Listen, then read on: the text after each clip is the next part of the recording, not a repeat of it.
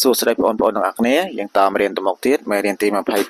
25រៀនពីព្យញ្ជនៈណនិងព្យញ្ជនៈពណ៌អញ្ចឹងព្យញ្ជនៈពណ៌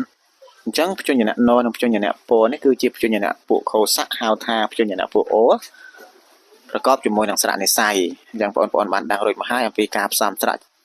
និស្ស័យជាមួយនឹងព្យញ្ជនៈពួកអូបងប្អូនបានដឹងរួចមកហើយអំពីការប្រកបស្រៈនិស្ស័យជាមួយនឹងព្យញ្ជនៈពួកអូអញ្ចឹង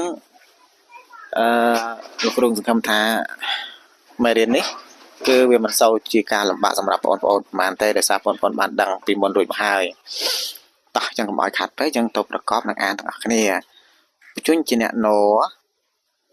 ព្យញ្ជនៈពណ៌ឬអក្សរណអក្សរពណ៌ណស្រៈអេណេណស្រៈអេណេណស្រៈអ៊ីនិណស្រៈអ៊ីនិណស្រៈអ៊ីនីណស្រៈអ៊ីនីណស្រៈនឹណស្រៈនឹណស្រៈនៅណស្រៈនៅណស្រៈនុណស្រៈនុណស្រៈណូណស្រៈណូណស្រៈណូណស្រៈណូណស្រៈណៅណស្រៈណៅណស្រៈនឺណស្រៈនឺណស្រៈអ៊ីនី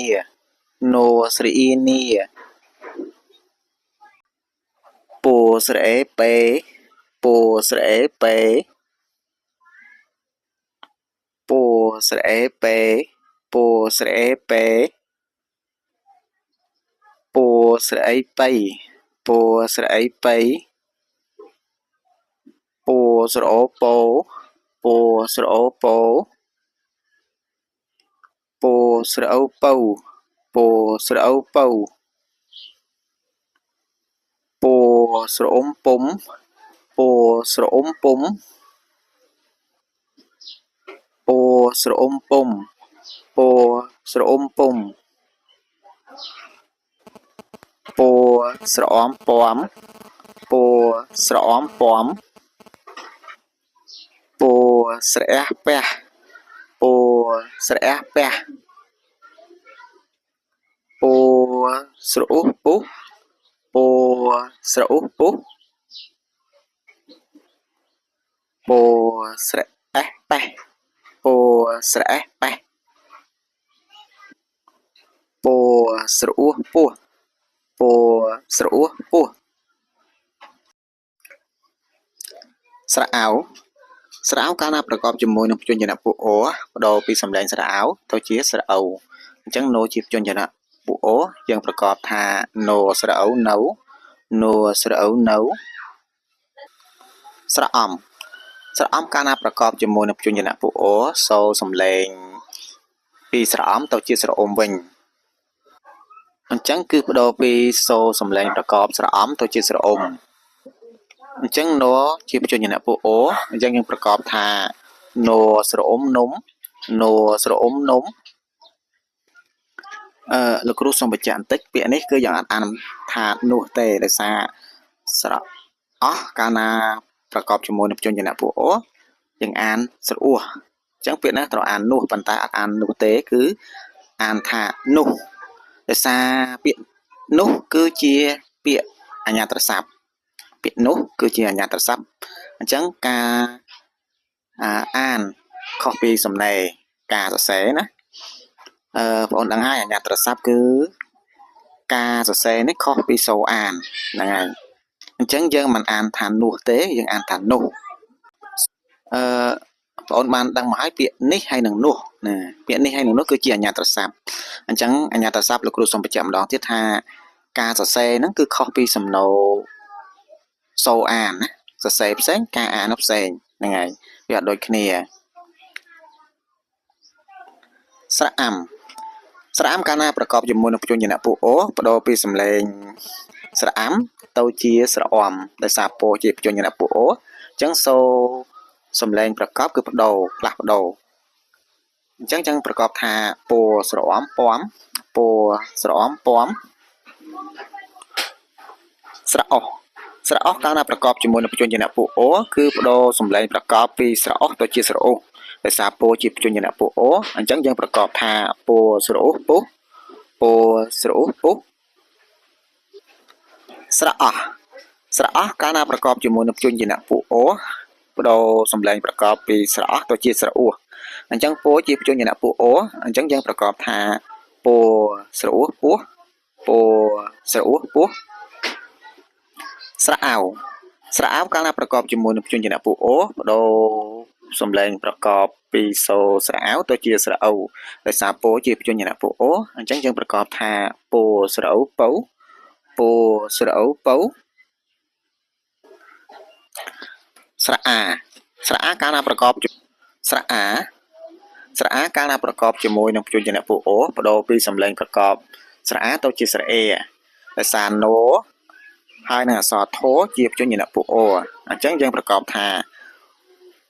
ធោស្រអេទេណូស្រអេនេអានថាធានេធោស្រអេទេណូស្រអេនេអានថាធានេស្រអមកាលណាប្រកបជាមួយនឹងបញ្ជនពួកអូបដូរសំឡេងប្រកបពីស្រអមទៅជាស្រអ៊ុំរីឯ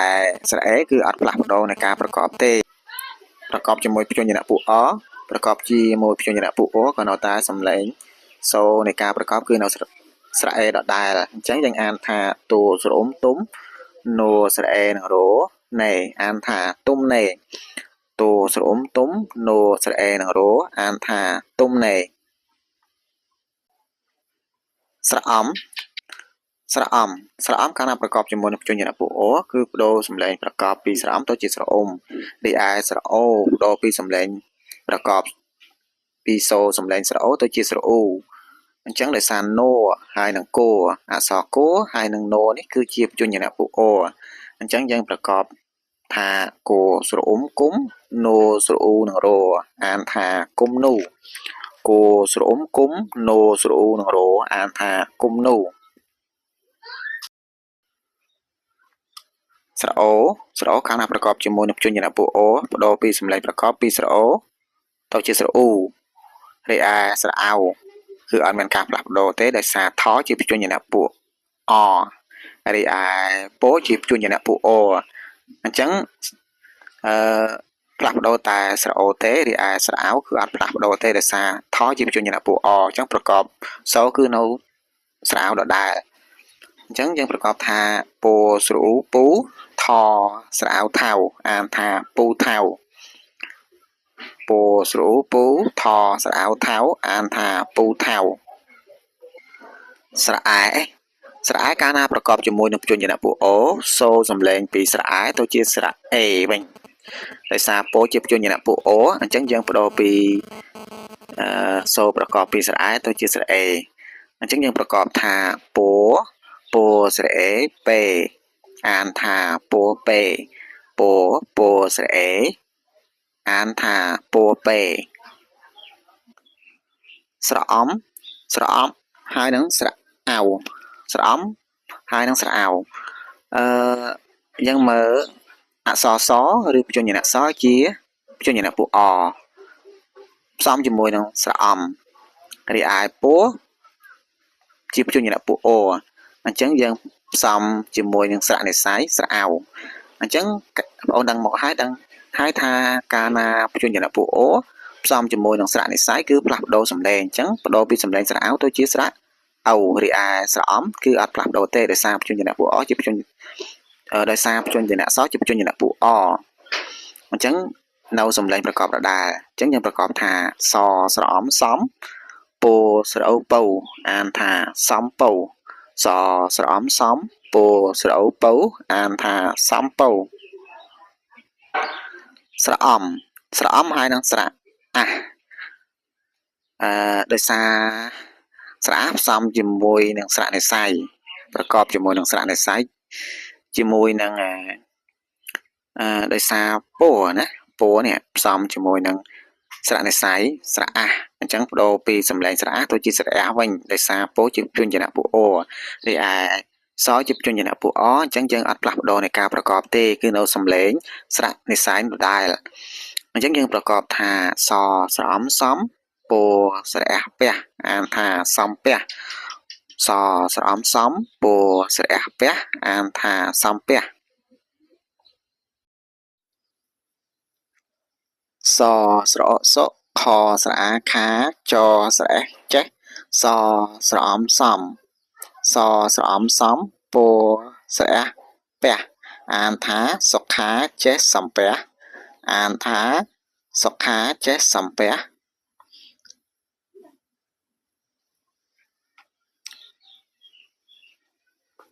អានថានាឡិកានិធំ